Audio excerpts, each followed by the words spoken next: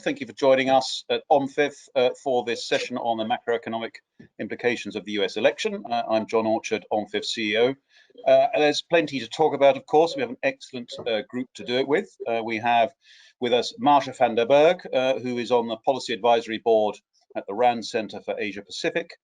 Marcia, who is former CEO of the Pacific Pension Institute, is also an independent director at Quantum Advisors, and is on our advisory board. In addition, she's a member of the Council of Foreign Relations and the International Institute for Strategic Studies. Christopher Smart is Chief Global Strategist for Barings and head of its Investment Institute. Christopher has worked in the investment industry since 1995, and importantly for this session, also served as Senior Economic Policy Official at the US Treasury and the White House. As Deputy Secretary of the Treasury, Christopher led the response to the European financial crisis and designed US engagement on financial policy across Europe, Russia and Central Asia. And we'll go on to international engagement later in this session. From 2013 to 2015, he served as Special Assistant to the President of the National Economic Council and the National Security Council, where he was Principal Advisor on trade, investment, and a wide range of global economic issues. So very useful for this session. James Sweeney is the Chief Economist for Credit Suisse and Regional CIO Americas for the International Wealth Management Division. James, who's been at Credit Suisse since 2000 and previously worked in the Global Markets Division, is a member of the America's Pension Investment Committee. For Credit Suisse, usefully, James was a political speechwriter. My colleague Mark Sobel, you'll have seen many times, is chairman of OMFIF US. Again, relevantly for this, he's extensive experience at the US Treasury, which he represented at the IMF, G7 and G20. If you haven't seen it, do check out Mark's recommendations for the US's re-engagement with those forums, which we published earlier this week. Do take a look at that.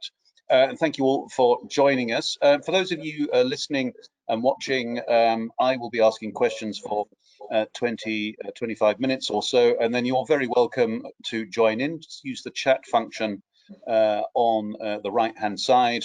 Put your questions in, and I'll put them to the panelists. We'd be very pleased to get them. So do start putting those in the moment you have them, and we'll come to them later.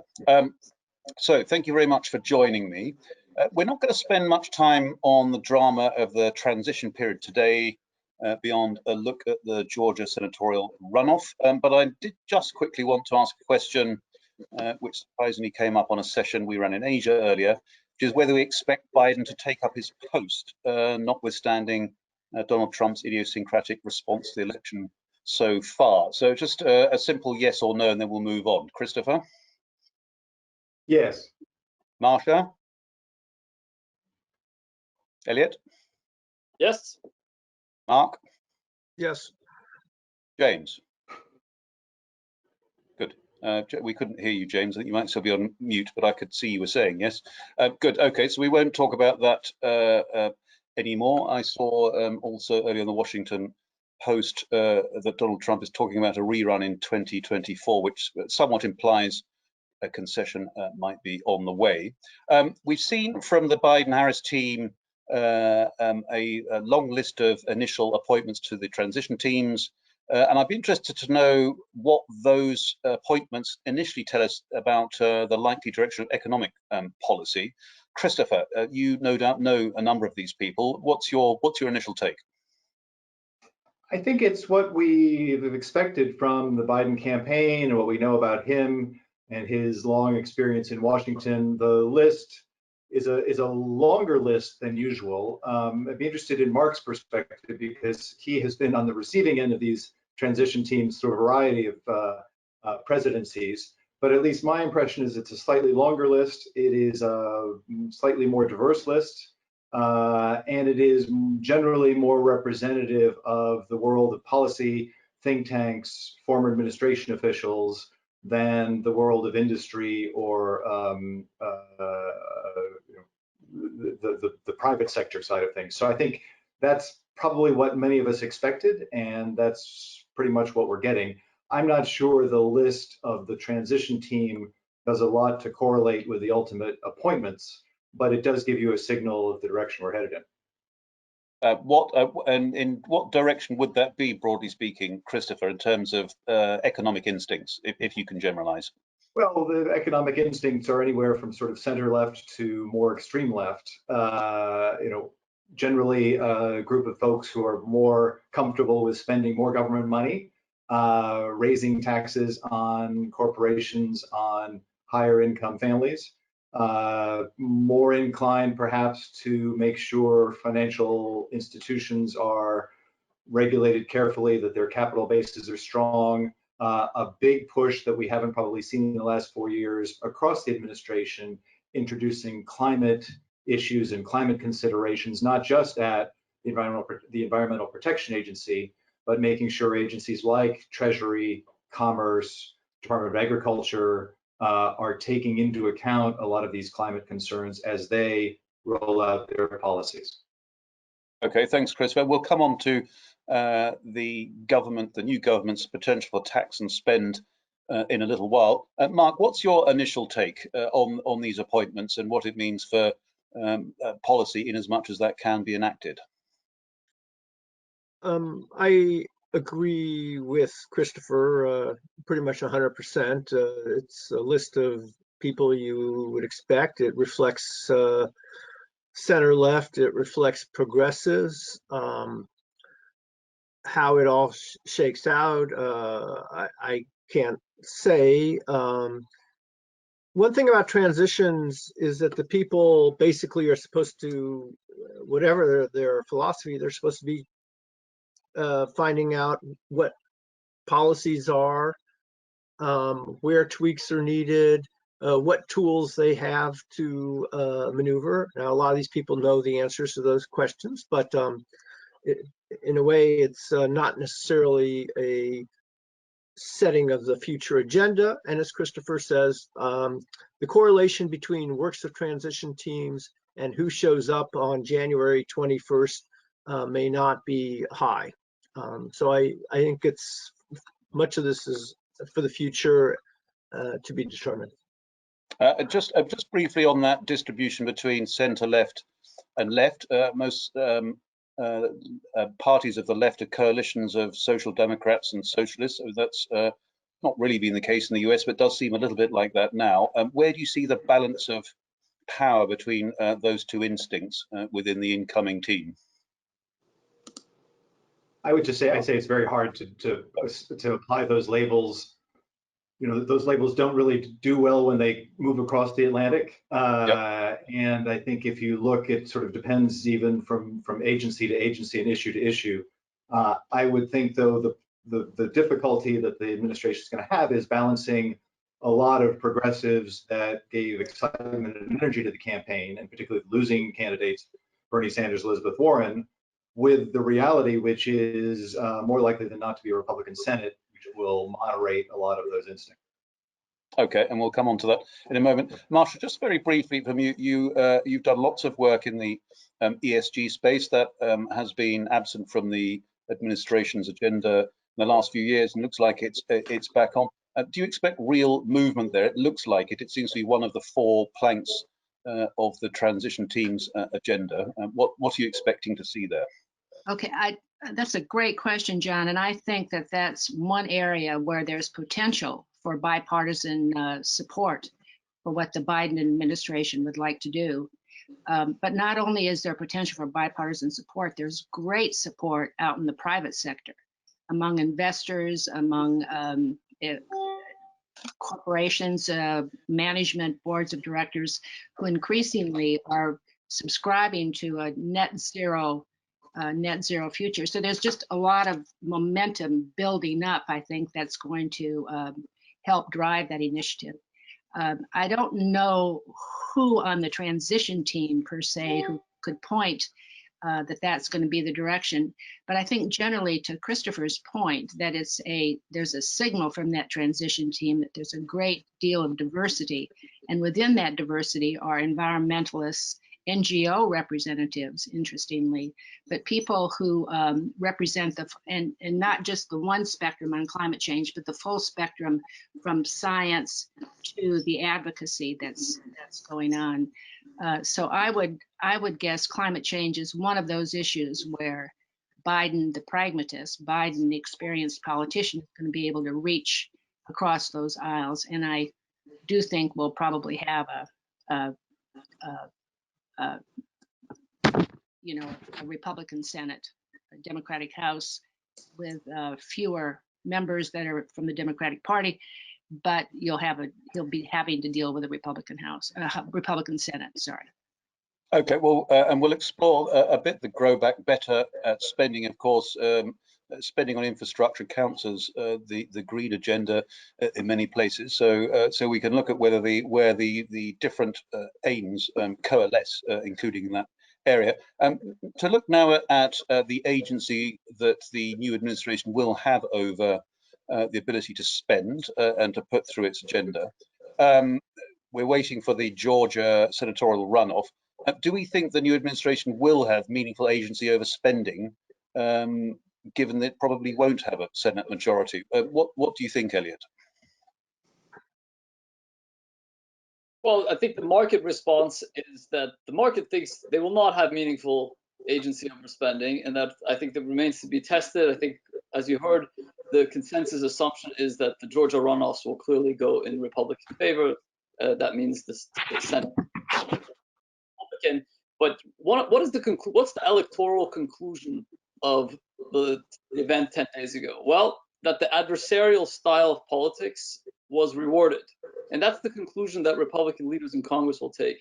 And therefore, not only will you have the regular kind of gridlock arrangement where a Democratic president needs to wrangle out spending concessions from a Republican Senate, but you'll probably have that type of dynamic in an escalated fashion. So I think we'll probably see a return to some of the controversies over raising the debt ceiling. We may even see a shutdown over the next 2 years as well, temporarily. And there'll probably be quite a bit of intense wrangling. I want to point out, though, that Trump innovated a little bit in the last 4 years in terms of discretion over spending. And I do not think a Biden administration is likely to emulate that. But he managed to sequester and divert congressional allocations for other purposes than they were originally intended. So I do wonder whether we are down that path, and if in a sign of desperation, maybe in 12 or 18 months, we could be facing a similar situation. Okay, that's interesting. Christopher, back to you. Do you think that even with a bloc Senate, this government will be able to get money spent? Well, I think they'll get some money. They'll get some money spent. I think we'll get a stimulus bill probably in the first quarter. The difficulty with President Trump's unwillingness to concede right now is that it sort of upends any potential progress, I think, on a stimulus bill during the lame duck session. My guess is it'll be in the trillion to $1.5 trillion range. But what's more at risk is the Biden agenda around infrastructure, tax increases, but a lot more spending on, education, climate, those sorts of things. That's sort of the second half of 2021 in terms of that agenda. What I think is interesting and hard to gauge at this stage is if Donald Trump becomes the embodiment of the Republican opposition, is it an opposition that is fiscally conservative, as we would have expected 4 years ago or 8 years ago that President Obama faced when he first came into office in 2009? It is certainly disruptive and is resistant to whatever the Biden administration proposes, but it may not necessarily be against more spending. So we'll have to see how that plays out. Just briefly on that, Chris, that's a good point. Donald Trump did actually talk about fixing infrastructure at the beginning of his presidency, upgrading highways and dilapidated airports and so forth, and that didn't happen. Do you think for the sake of thwarting the Democrats, he would change his mind about those things? Well, I would like to tell you, those of you who are European friends who haven't been to an American airport in 6 months, we've done a lot of work on them, and they're much better than the last time you came to visit us. But that's probably not exactly true. The broader issue that we face in the United States is not so much the will to invest in infrastructure. Everybody agrees it needs to be done. Everybody wants to do it. I think for me, the biggest obstacle we face is our political structure, not really right versus left, but it is all the different layers of government that are required to approve and advance a simple train from downtown Washington to Dulles Airport. And those infrastructures in the UK and Australia and Canada, there are more unified approval structures that allow that planning to go ahead. So I think we'll be rattling, shaking that bone around for a while this year and next, and some more money will get out the door, but it's going to be slow. Okay, don't get me wrong. We have spent 40 years in the UK arguing about how many runways to have at Heathrow, so I'm certainly not crowing from our point of view. Mark, do you think that the new administration will have agency? Let's assume that they don't win the Georgia runoffs. What agency will the government have to put through its agenda, particularly with fiscal expansion? I basically agree with Christopher. I assume that the Republicans will control the Senate. So I think that if Pelosi's original vision of $3 trillion, you can forget that. Mnuchin and Pelosi were negotiating $2 trillion half-heartedly. I think you can forget that. I think McConnell will come up. So I think $1 trillion, maybe $1.5 trillion possible. It will deal with unemployment. There might be some state and locals support in there, health spending and whatnot. I agree with Christopher that the longer term agenda, climate, public health option, etc., are not going to pan out. Infrastructure might be a possibility, but not only in addition to what Christopher said about local approvals and the layers of government, there's the basic issue of what are you going to spend the infrastructure money on, and how and whether you're going to fund it. And those are further complicating questions. Okay, we'll explore that more as we go along. I want to move on now to the initial market response. James, we heard a moment ago from Elliot that the increases in the stock market in particular on finding out that the result was in Biden's favor, but facing a gridlocked Congress and Senate in particular, that met with market approval. Would you agree with that point of view? The markets, in as much as you can generalize, as there are lots of different kinds of markets, were pleased about the potential for gridlock. I think markets are pleased that expected tax increases are not going along. I think the spending outlook is a more complicated question, and I'd separate it into two parts, into pandemic relief and long-term spending. I mean, in my view, the long-term spending package will affect how long it takes to get back to full employment. And when I state that view to investors, they don't necessarily disagree. So I think that is understood.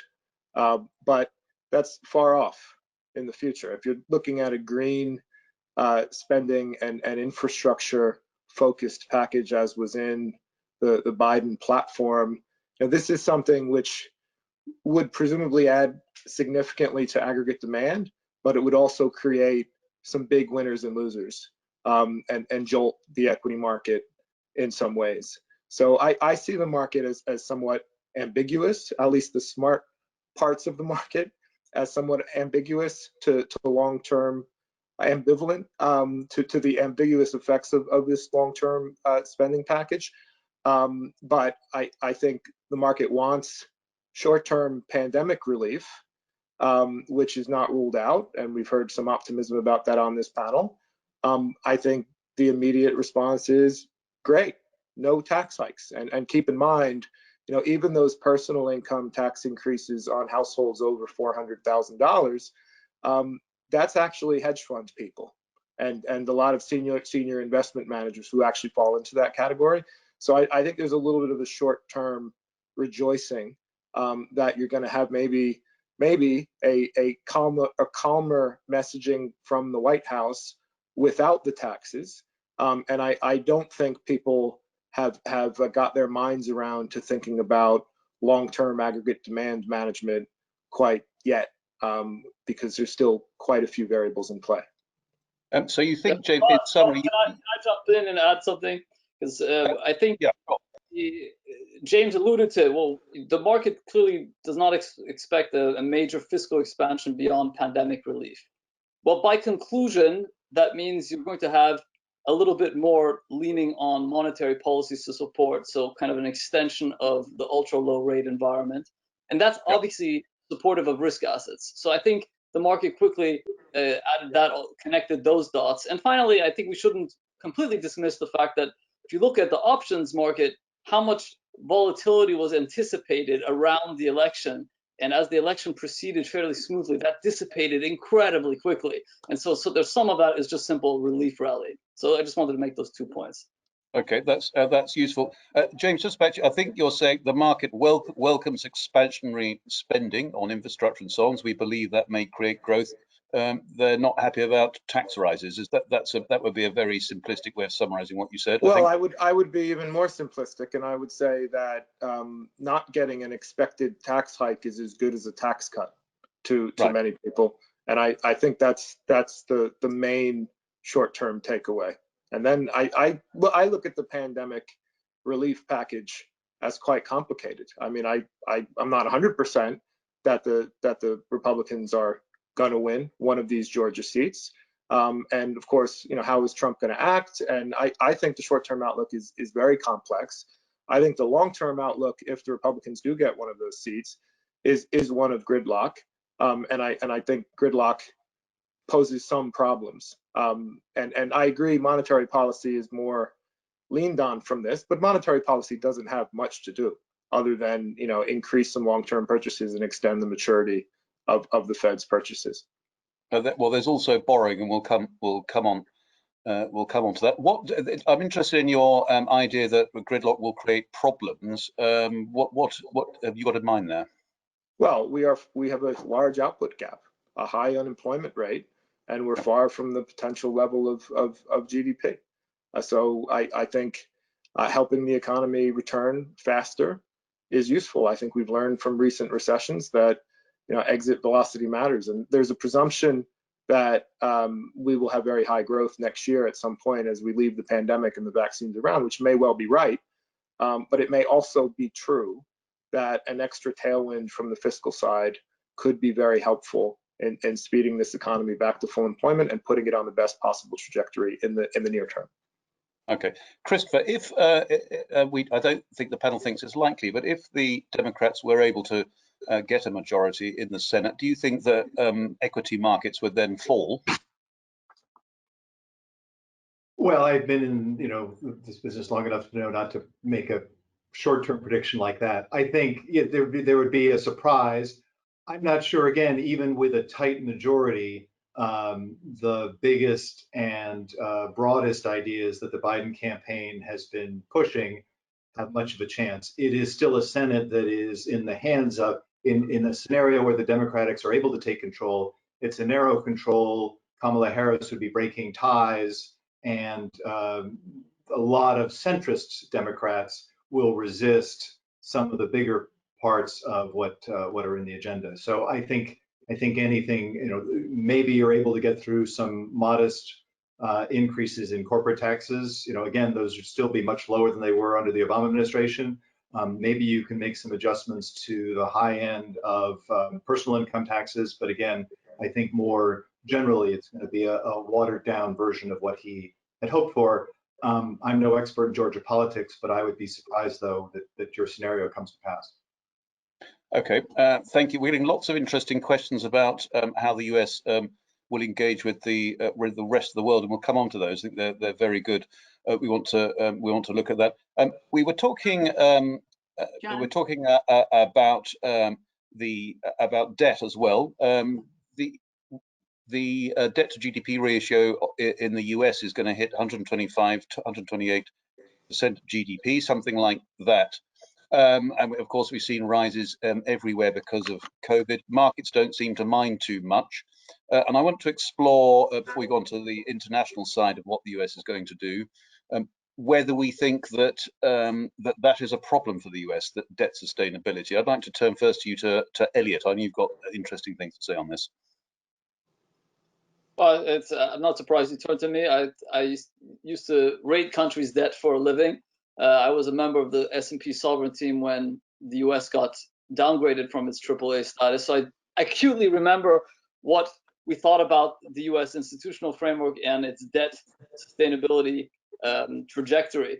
Again, it's a question of which ratios you're looking at. I know debt to GDP is the shorthand, and it's a very useful shorthand, but it's not a very practicable one. At the end of the day, what we want to measure is the capability of a sovereign to service its debt, and that debt servicing capability is also driven by obviously the debt servicing costs, which relate to interest rates. So yes, there's obviously the exposure is the rate rise, but again, the rate rise is not a natural occurring phenomenon. It is subject to policy making, and therefore there are constraints on that. And not only that, even the drivers of natural rate rises in the bond market, again, that is subject to a lot of other variables that would have to occur. Basically, there's a lot of things that would have to precede a meaningful rise in debt servicing costs and a meaningful challenge to debt sustainability before it became an acute issue. None of us thought Japan's debt burden was sustainable 10 years ago, and yet here we are. And you know, the yen is still a classic safe haven despite everything. So I think there's a word of caution. I do not think anybody on this panel really believes that over a foreseeable time horizon or forecastable time horizon, we will have anything resembling even the beginning of a rate normalization. And in the absence of that, yes, you know, when debt servicing costs, when 10 years are less than 1%, you can basically load up quite a bit of debt. And I think there's still quite a bit more room to go. Okay, well, that's something to explore. Marsha, you've written about this for us, actually. Debt sustainability, we think the balance of interest lies with, in terms of market response, in spending rather than fixing the debt to GDP ratio. Would you agree with that? I would, John. I'm happy to comment that. I wanted to go back to your question about the composition, if I could. Would you permit me that digression? Just briefly, I wanted to make the point that on the obstacles that President Biden is going to have to deal with, they include dealing with Democrats who run the gamut from moderate centrist Democrats to progressive Democrats. And so it's not his dealing with that Congress and dealing with that Senate is not going to be just a black and white issue of how many Republicans he has to bring their votes over the line and how many Democrats he has in his pocket. He's not going to have those Democrats in the pocket. And so I think that's going to make his challenge that much greater. And that's not to say he's not up to it. I mean, here's a politician who in many respects is the quintessential American politician. He's had 36 years experience in the Senate. He knows those people. It's not just he knows the workings of government, and the workings of Capitol Hill. He also knows those people and has relationships, including with McConnell. I just wanted to throw that. Just on the issue of the debt, I think. Oh, go ahead. Sorry. Sorry, just quickly. On the issue of the debt. Carry on. Go ahead, John. I was going to ask the interesting point before we go back to the debt, which we'll do in just a moment. The point you're making, I think, is that it may be possible for Biden to get business done because he knows a lot of he spent a long time doing deals in the Senate. You're suggesting the gridlock won't be as bad as we were suggesting. Is that what your point is? Well, I think it's going to come down to the issue. I think there's going to be some issues where there's going to be bipartisan inclination going into the debate on the issue. I think climate change is one of those issues. I think infrastructure is another one of those issues. Trump had a very significant infrastructure bill that got bottled up in the Senate because they couldn't agree on how to fund it. There is agreement across the political spectrum that the needs, I think, to the tune of $3 trillion in infrastructure, if it's going to have an infrastructure that's equivalent to what we see in Singapore or to what we see in Japan. It's just the need is definitely there. But and in the area of infrastructure, you've got room for horse trading. There's room for, okay, I'll build a project in Georgia if you'll agree to what I'm trying to do over here with a green infrastructure project in California. There's just different ways to skin that cat, so to speak. So I think it's going to depend on the issue, but I think there are issues where there is bipartisan support. That is, tax cuts would not be one of them. Although he might have some momentum behind raising the minimum wage. There's an agreement there, and I think there's too a philosophy that's going to form what Biden does with his economic plan. I think there's going to be an effort to sort of instill more equality in some of the social programs and how government is constructed. I think you see that in the appointments to the transition team, and you see that in the people around him. You see that in the names of the people who are being raised as possible contenders for key positions in the cabinet. I would just note 3 really exemplary women are the top candidates for Treasury at this juncture. So. Thank you. That's very useful context. Just on the debt sustainability issue, you think that that's not a problem? Well, I think it is a problem. I don't think Americans are comfortable with that high of a debt, and it's going to go higher. But by the same token, I think that, and I think it's a political issue too. And I think you will see Republicans use that as a counter argument now whenever there's a spending bill before them that has the administration stamp on it.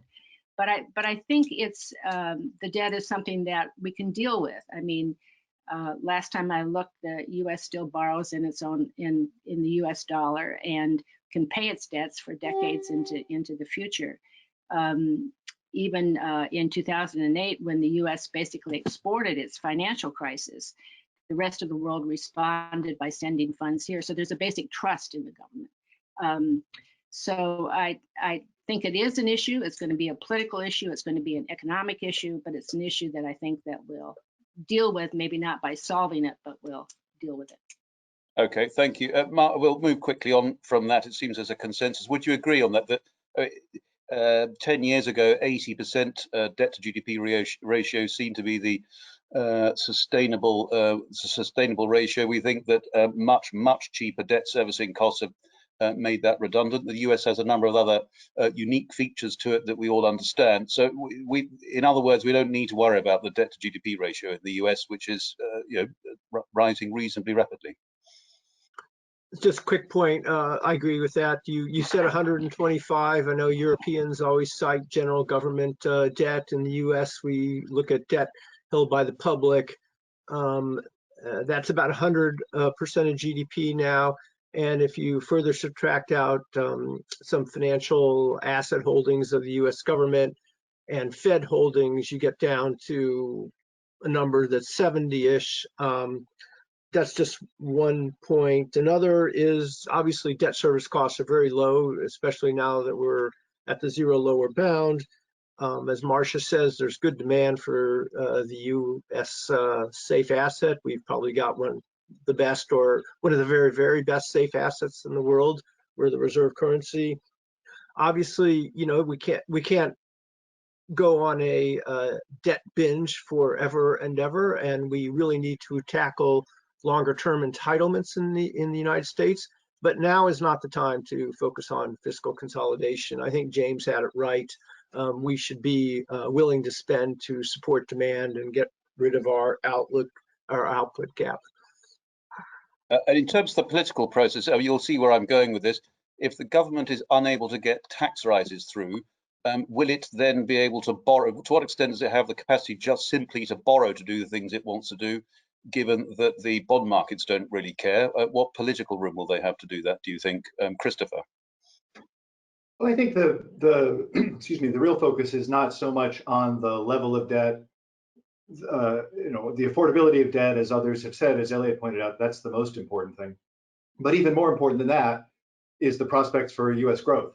And I think what makes people continue to lend us money are what others have mentioned in terms of faith in our institutions. But there is, I think, also more fundamentally a basic faith in an economic model that usually favors innovation and favors growth, and that will see us forward to the next stage. And so that's where I would focus on more, even more than the debt servicing cost, the debt sustainability. Okay, good. I want to come on to some of the questions that are coming in on the chat function. Some very interesting stuff about the US's international relations. I've got one. I'm going to turn this, Mark, over to you, as I think you're someone with lots of interesting views on this, and then on to the others. Will Trans-Pacific Partnership be negotiated, as Trump was a lot more protectionist? And what other trade agreements might you expect? I've seen that.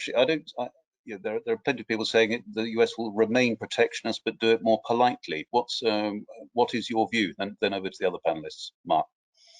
Well, I'm looking forward to hearing from the former NSC trade advisor on these issues. I think Biden's going to be focused on his domestic agenda. Trade is controversial in the US. I don't think going back into TPP at the first instance is something he's likely to pursue, even though obviously he will wish to rebuild relations with the rest of Asia, particularly to pose a greater front in dealing with China.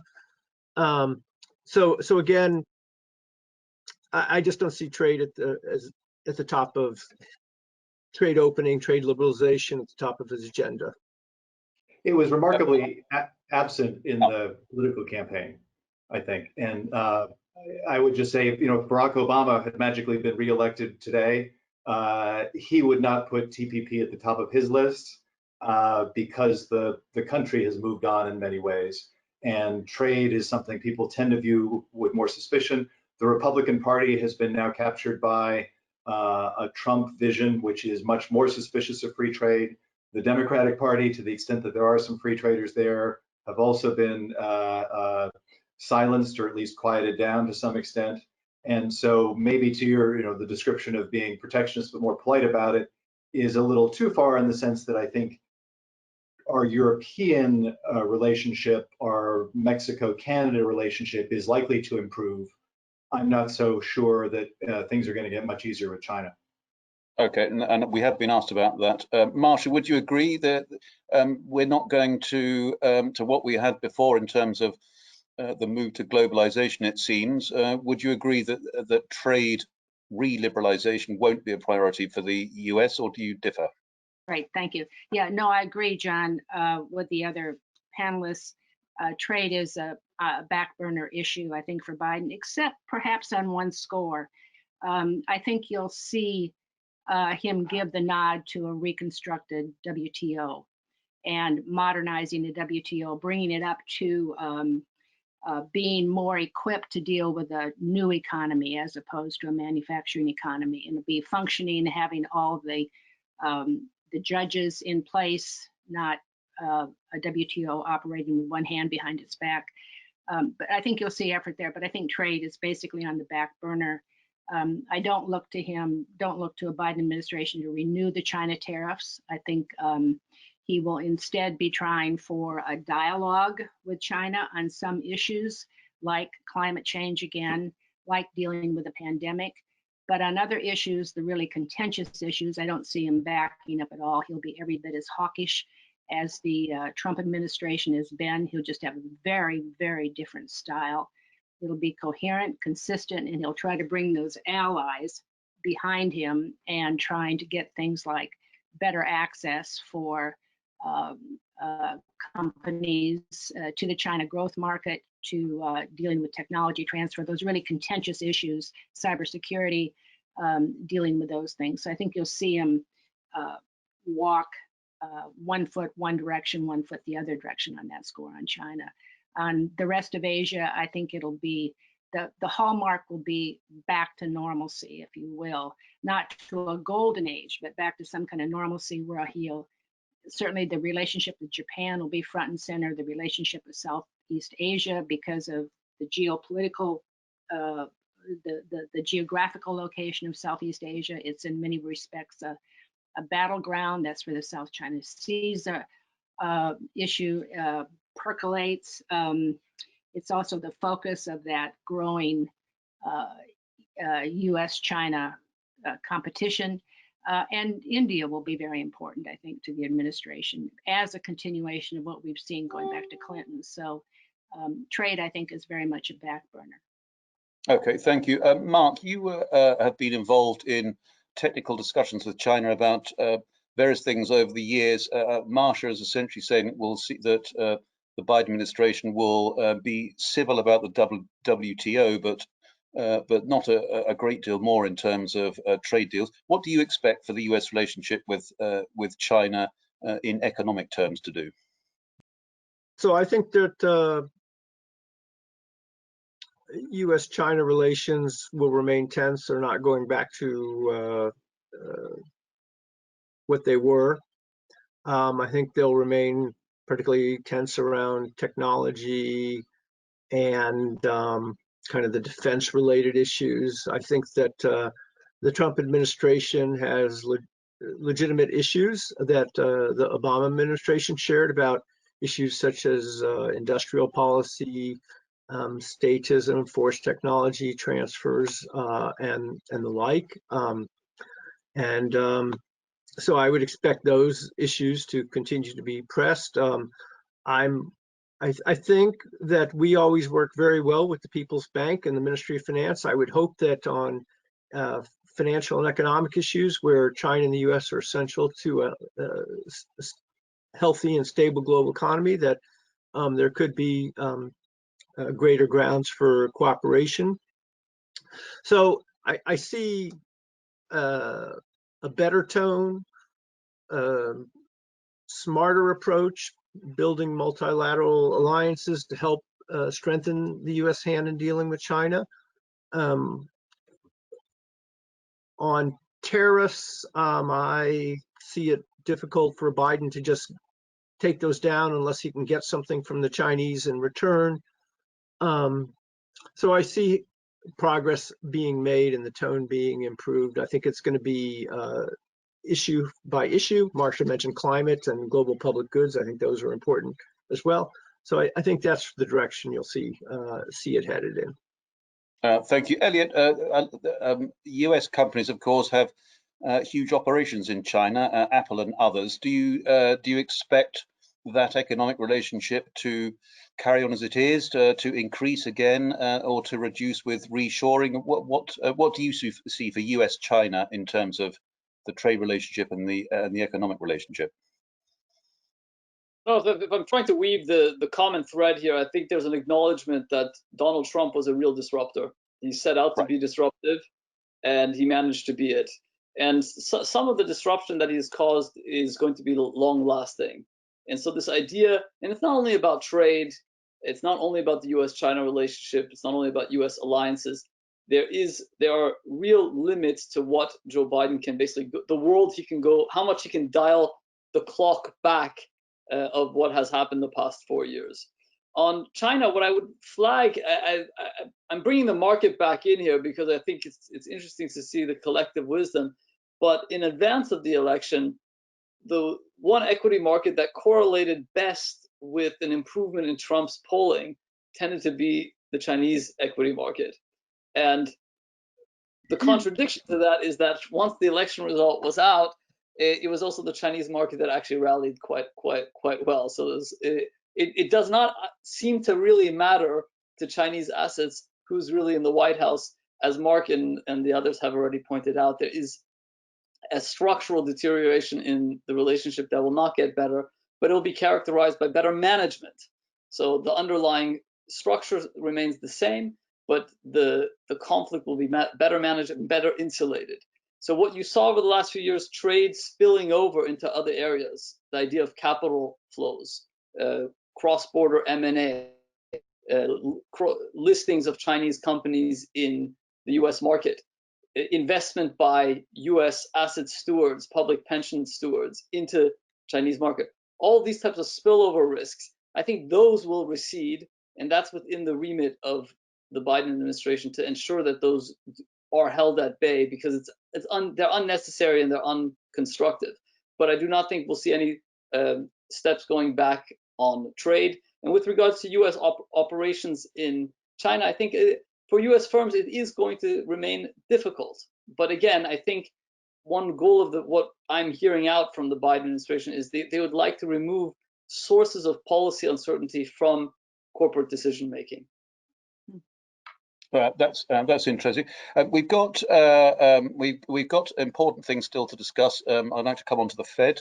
We're after all a central banking think tank, and we've heard, and I want to come on to the currency. We've heard that the Fed may have to take up the slack if the Senate is gridlocked, the government is unable to pass spending plans, fiscal stimulus, COVID relief plans, and so forth. If that is true, and borrowing isn't the route to fix it either, what do we expect the Fed to do next? Will it and how will it make use of its slightly changed employment definition and inflation definitions? Over to you, James, on that one. In terms of interest rate policy, there's not much to do, as they do not see negative rates as an option in the menu. I think things would have to get significantly worse. So interest rates are simply going to stay where they are. Do they pretend that negative rates are still an option? We hear people pretending they're still an option. You really think they're not? Not loudly. No, I think there are real concerns about market structure, money markets, and efficacy about negative rates, as well as a little bit of political worries that they don't want people politicizing the Fed and screaming that they're taxing savers and things like that. But I mean, the technical reason is that the US just has a much bigger credit market as opposed to a bank market, and the smaller share of bank assets in total credit assets in the US means that, you know, the government simply being inside banks' businesses does not allow them to kind of smoothly to smooth over any, you know, technical problems created by negative rates, as is, I think, a little bit easier in Europe and Japan. So right. It's not a never, but I think even from what we've seen in Europe and Japan, you know, going to minus 25 or minus 50 is a 50 basis point cut. It's a small cut. It's not a game changer with regards to economic activity and inflationary dynamics. So you know, the simple textbook, you know, basically tax cash and force people to spend might work at minus 100 basis points or more with the low rates passed on to retail. But doing something technical just below zero is likely to create more problems than it solves. And I think that's the consensus view inside of the Fed. Again, not a never, but this is like depression medicine rather than something to be pursued in the short term. And that leaves, what does that leave? I mean, it leaves purchase more. Huey of all stripes. Yeah, well, it leaves purchase more. It means extend the duration of purchases, and I think the more long duration assets you remove from the market, the more stimulus you get at the back end. There are some technical problems like high primary spreads in mortgage markets, which means the actual borrowing rate a household faces is pretty high relative to the interest rate on mortgage securities in the U.S. That has to do with the microstructure of how mortgages work in the U.S. and it could be that if the Fed stopped buying mortgages, that whatever happened on the mortgage treasury spread would be offset by the primary mortgage spread, and so those rates would remain high. So basically, it's just buying more long-dated treasuries and maybe some credit, but right now credit spreads are tight. Investment grade spreads are at the low end of their historical range. High yield spreads are not all that tight compared to the macroeconomic risks we have now. So buying credit doesn't appear to be the answer either. And even the room that you can get long-term rates down isn't all that big. So, but I think it is likely that if we have trouble in the near term, the next step will be some more purchases. There's also things like the Main Street lending facility. There's municipal purchases. There's other things that they can do, but none of these are total game changers. I think the Fed is very aware of that. There's also yield curve control, which I think matters. A lot of people doubt yield curve control because the expected path of short rates is so low for so long what difference does it make if you say the 3-year is going to be at 20 basis points, for the foreseeable future? Well, I think if you're crushing the volatility in forward space for rates farther out in the curve, you are incentivizing investors to put on carry trades, which is great for markets. Maybe it's a little bit of stimulus, but rounding up all the options, there's not much there to give the economy a big tailwind. Okay, that's a very useful statement. I think we should all come in on that one. Christopher, the Fed is out of bullets. I'm going to paraphrase James a little bit. That's, I think, what he just said.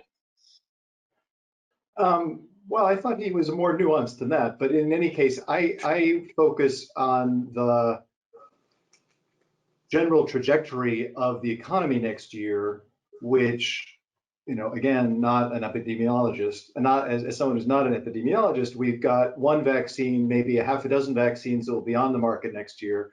That, more than anything that either Congress or the Fed can do, is going to determine the recovery.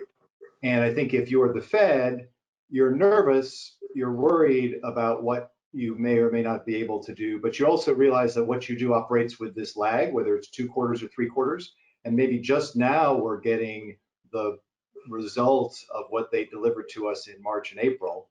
And so what they do now, or between now and the end of the year or the beginning of next year, they need to be careful. And again, this is not a prediction of a massive reflationary wave that we're going to get. But if your base case is that exogenous factors will lead the economy to recover anyway with the return to normal activity, you don't necessarily want to be still pushing on the accelerator. So I think James is absolutely right that they don't have a lot that they maybe not a lot of new fancy tools that they want to implement, but I'm not sure they exactly need to at this stage. Okay, Elliot, do you agree with that? I mean, we haven't talked about currency. You can, of course, depreciate your currency as one of another thing you can do to stimulate exports and so forth. Where's the Fed going to go if the government is stuck and can't move, and the Fed has to carry the weight of the recovery a little bit like the ECB has had to do over the period in Europe? What happens next? Yeah, I think I'll echo that conversation around, yes, the Fed has a lot of instruments, but it's out of tools or it's out of bullets. So not to confuse instruments with bullets in terms of stimulus effect. James outlined why it's difficult to go negative, so the rate channel is blocked. Therefore, the balance sheet is the more obvious tool or instrument that they can use. But what can you really achieve with balance sheet? We know now in 2020, we know how QE works. I mean, I think a lot of us may not have known in 2008 and 2009, but I think by now we do. And the strongest transmission effect is via FX. It's not the only one. There's other, you have rate compression and portfolio rotation and other effects, but the strongest stimulus effect on the macroeconomy, so not on financial markets, not on asset prices, comes to the exchange rate. Now, how should that work when you have balance sheet expansion of all major central banks in parallel at the same time? Well, obviously, it is not going to work. So therefore, that exchange rate channel is also somewhat closed off to you as a policy instrument if you're sitting behind the Fed. So it gets very, very difficult. Plus, the risk is that you then really enter a space where the term currency wars is justified, because you would then basically be using the balance sheet, quantitative easing, really for FX purposes, which at least the first few rounds were not for that reason. And that would really basically, I think, invite a very hostile global environment in terms of policy retaliation. Okay, Mark, I'll turn to you in a minute as well. But Marcia, this is starting to sound a bit bleak. A stuck government and a stuck central bank. The only avenue we've heard so far, perhaps, is borrowing or maybe depreciation. What do you see as the way forward here for stimulus? Marcia's frozen. Oh, there you go. In a word, I think the comments. I think the comments up to this point have been really sort of on point. The thing that I might put my eye on is the Main Street lending facilities. My understanding, and correct me if I'm wrong, my understanding that expires at a point certain and has to be renewed. And that involves a relationship with the Treasury. and we'll have a new Treasury Secretary. So how that goes. And the question of whether the Fed goes down that kind of road further or not remains to be seen. But I think we back up here. I think to remember there's a little bit of a political football here too. I mean, saying, look, we've done what we can do. It's time for the Congress to get this out in order and to take some steps. So I would guess the pressure would be more on Congress than it would be on the Fed. They don't work, they are independent of one another, but they both are important. But the pressure is going to be on the Fed for some stimulus, skinny or otherwise, and soon. So there you have it. Okay, Mark, would you agree the Fed will have to do something, although we've heard that what they're likely to do may or may not be especially effective? What the Fed would like is fiscal support. Your usage of the term bullets, what I always say is that the Fed has ammunition, but its ability to be impactful at the zero lower bound is very limited. I think James and Marcia highlighted that one thing the Fed could use is the 13.3 facilities, but Marcia has alluded to the fact that this could become the next big political football very, very soon. And then I just have one reaction to your currency war depreciation, which is that, look, the US is a closed economy. The dollar floats. I can't speak for Trump world, but any policy official I dealt with, you know, from the Clinton era through the Obama era, we didn't think much about the dollar. It just did its thing. There were, and the idea that our QE was a currency war, we were trying to support the US economy, trying to grow back the US economy. That was what that was about. And if anything, a falling dollar would have been a constraint on the Fed and the last thing they wanted when they were trying to undertake QE. So standard US view, you can't depreciate your way to prosperity. And I don't think that anybody coming into government is going to be thinking in terms of depreciating the dollar to revive growth. In fact, that's what we actually think the Asians and the Europeans have historically done in the way they think. Well, I want to flip that round actually, Mark, because that is interesting too. What do you think this incoming government's attitude will be to accusations of currency manipulation? You have written interestingly about that label being misused for OMFIF. Do you expect that to come up over the next 4 years? That if people are stuck and depreciation they think is an answer for their particular economy at other people's expense, how assertive would the incoming administration be on complaining about that to its international partners? Mark. I think we have to differentiate a little bit between a Southeast Asian country like Thailand that runs a big current account surplus and is intervening, and then the broader G3 space. And then there's the China question. My view is China has a low current account surplus. It's going up this year. I think that's COVID related. I think it'll go back down when Chinese start traveling again and the like.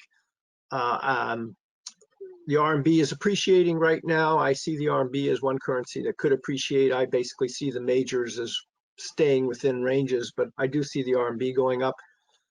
So I'm not sure I buy. There are legitimate gripes against China and plenty of them, but I don't worry about the currency front so much. And then the G3 space, I don't really see this as issue. So how aggressive will a treasury be if it sees this kind of Southeastern Asian behavior? I think they'll use the foreign exchange report and the bilateral diplomacy to continue to push these countries to be far more flexible in their practices.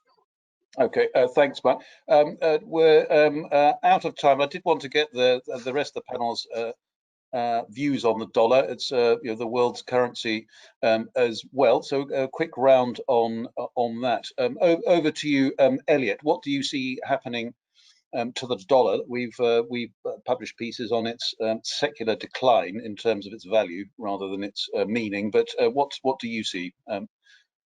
Well, we see a long-term cyclical decline, one that started, which was basically disrupted by the pandemic with a brief spell of safe haven flows. But we see a very continuous, incremental, gradual weakening of the dollar over the coming few years. And it's not abnormal. These dollar cycles last somewhere between 5, 7, 8 years. So we just happen to be basically in year one of the cycle flipping. That's basically our view. For time purposes, I'll keep that short. Christopher, perhaps you're not on mute. What do you see? I don't think I'm on mute. I think our general view is that in a world where the trajectory is towards recovery, maybe slower, maybe faster, that should lead to capital going out towards riskier assets, and that should lead to generally a weaker dollar over time. Okay, Marsha?